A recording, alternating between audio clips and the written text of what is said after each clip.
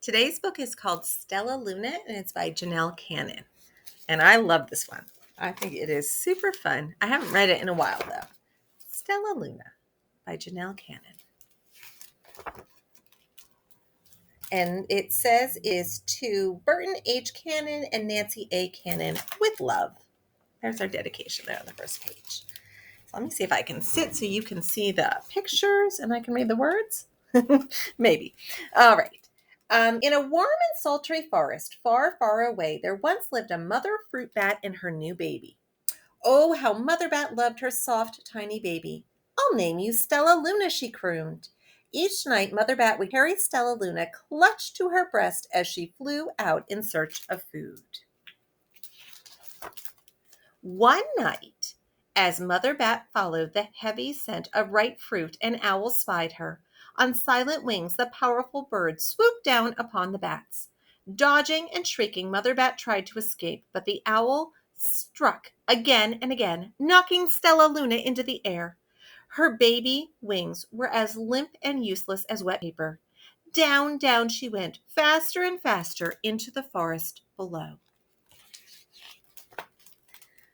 The dark, leafy tangle of branches caught Stellaluna as she fell. One twig was small enough for Stellaluna's tiny feet. Wrapping her wings about her, she clutched the thin branch, trembling with cold and fear. "Mother," Stellaluna squeaked, "where are you?" By daybreak, the baby bat could hold on no longer. Down, down again she dropped. Flump! Stellaluna landed headfirst in a soft, downy nest, startling the three baby birds who lived there. Stellaluna quickly clambered from the nest and hung out of sight below it. She listened to the babble of the three birds. "What was that?" cried Flap. "I don't know, but it's hanging by its feet," chirped Flitter. "Shh, here comes Mama," hissed Pip.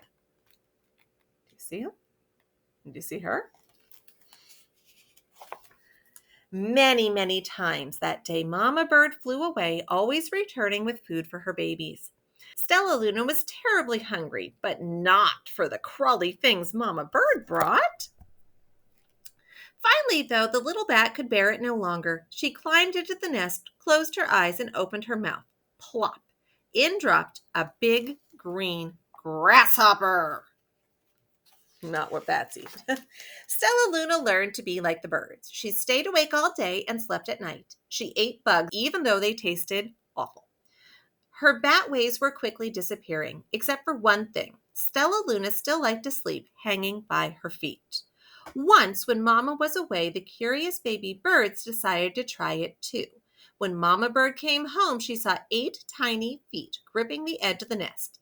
"Eek!" she cried. "Get back up here this instant! You're going to fall and break your necks." The birds clambered back into the nest, but Mama Bird stopped Stellaluna.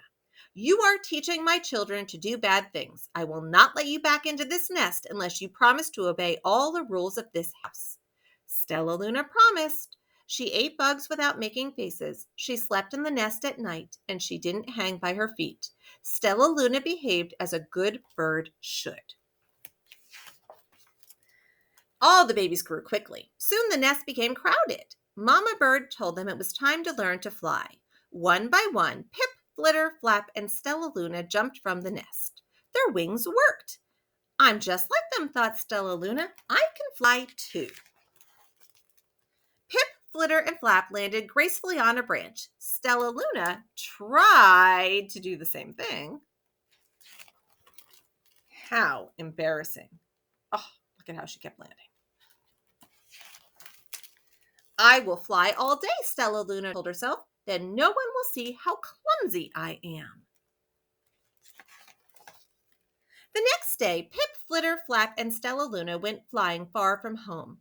They flew for hours, exercising their new wings.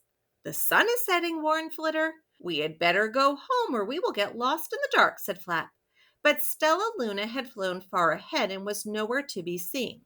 The 3 anxious birds went home without her.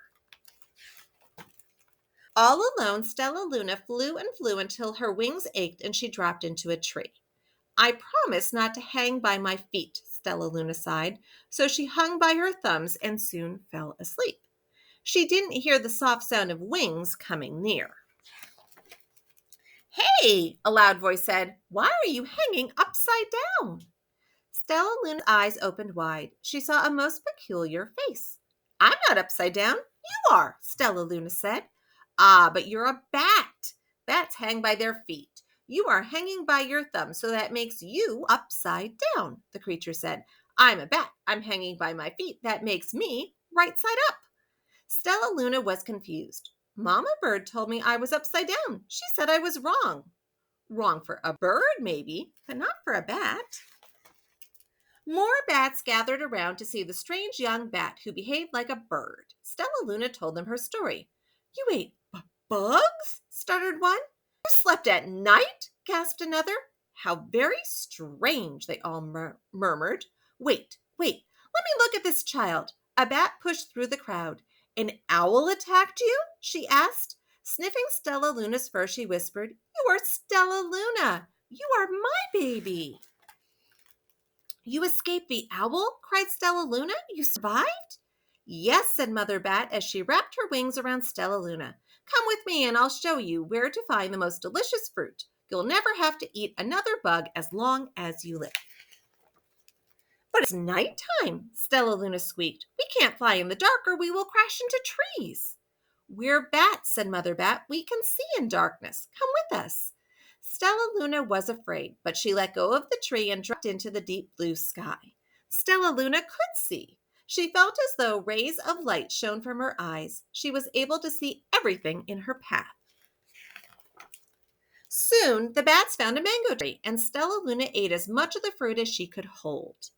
"I'll never eat another bug as long as I live," cheered Stellaluna as she stuffed herself with fruit. "I must tell Pip, Flitter, and Flap."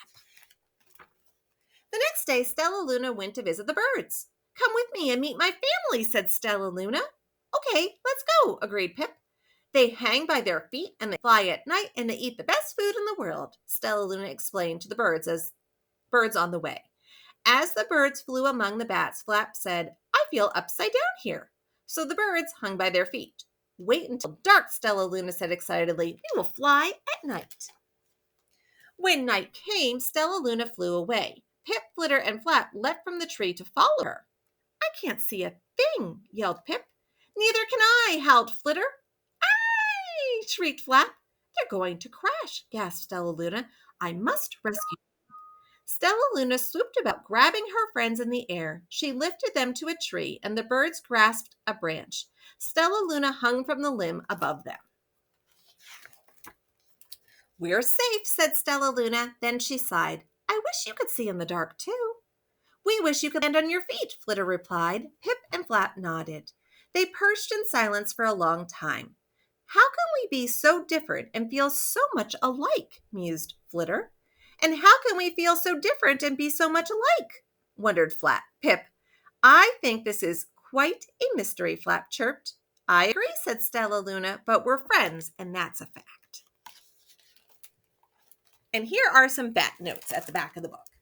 Of the nearly 4,000 species of mammals on Earth, almost 1/4 are bats, the only mammals capable of powered flight. The scientific name for bats is Chiroptera. I probably said that wrong. You might want to look it up. It's called a hand wing, is what it means, because the skeleton that supports the wing is composed of the animal's elongated finger bones. The majority of bats are classified as Chiroptera, small hand wing. Nearly 800 varieties fill special niches in every climate around the world except the polar zones. The lifestyles and food preferences vary widely. Widely. Many eat insects, while others catch fish, amphibians, and reptiles. Finally, there is the famous vampire, of which there are only 3 species ranging from Mexico to Argentina. The vampire's victims are mostly domestic cattle and native mammals and birds. The other 170 or so species of bat are the fruit bats, otherwise known as the large hand-wing bats. As their name implies, these are the largest bats, some types boasting wingspans of 6 feet. Fruit bats generally have long muzzles, large eyes, pointy ears, and furry bodies, which is why they are often called flying foxes. Unlike the ones that travel by echolocation, fruit bats depend on their keen vision and sense of smell to navigate.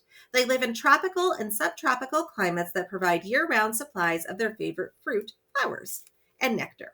Some fruit bats, as they forage for nectar, are responsible for pollination of many types of night-blooming trees and plants. Others eat whole fruits, seeds, and all, and distribute the seeds over the forest floor in their droppings. Regeneration of tropical forests depends greatly on bats. So that was Stellaluna by Janell.